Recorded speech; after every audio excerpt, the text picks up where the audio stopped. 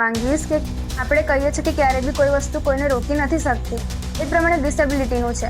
જો તમે ડિસેબલ છો તો તમે એવું મનમાં ના ધારી લો કે તમે ડિસેબલ છો. તમે શોધો, કોઈક રસ્તો તો નીકળશે જ એનો. જે તમને દેખાતું નહીં હોય તમે સાંભળીને કરી શકશો, તમને સંભળાતું નહીં તમે વાંચીને કરી શકશો. એટલે કોઈ દિવસ પણ પોતાને આમ મનમાં હાર નથી માની લેવાની કે આપણે નહીં કરી શકીએ, કે આપણાથી નહીં જ થાય.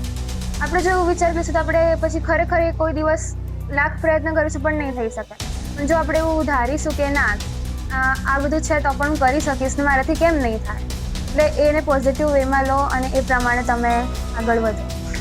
ડિસેબિલિટી ધરાવનાર વિદ્યાર્થી જે હોય છે એને બોર્ડ વિષયો બાબત ખૂબ સરળ રહેતું હોય છે, પરંતુ એ વિદ્યાર્થીનીએ સ્ટાન્ડર્ડ મેથ્સ વિષય પસંદ કર્યો અને ગૌરવની વાત એ છે કે એ વિદ્યાર્થીનીએ ગણિત વિષયમાં 98 અને સામાજિક વિજ્ઞાન જેવા વિષયની અંદર 100માંથી 100 માર્ક્સ પ્રાપ્ત કરેલ છે. આ ખૂબ સુંદર પરિણામ બદલ હું એ વિદ્યાર્થીઓને ખૂબ હૃદયપૂર્વક શુભેચ્છાઓ પાઠવું છું. ઈશ્વર એમની બધી જ ઈચ્છાઓ પૂર્ણ કરે અને એમને જે ભાવિમાં જે પણ કંઈ કરવું હોય એ બધી જ વસ્તુઓ તેઓ પ્રાપ્ત કરી શકે એવી આજના દિવસે હું હૃદયથી શુભેચ્છાઓ પાઠવું. અમારી તમામ માહિતીથી અપડેટ રહેવા માટે જોડાયેલા રહો S9 ન્યૂઝ સાથે.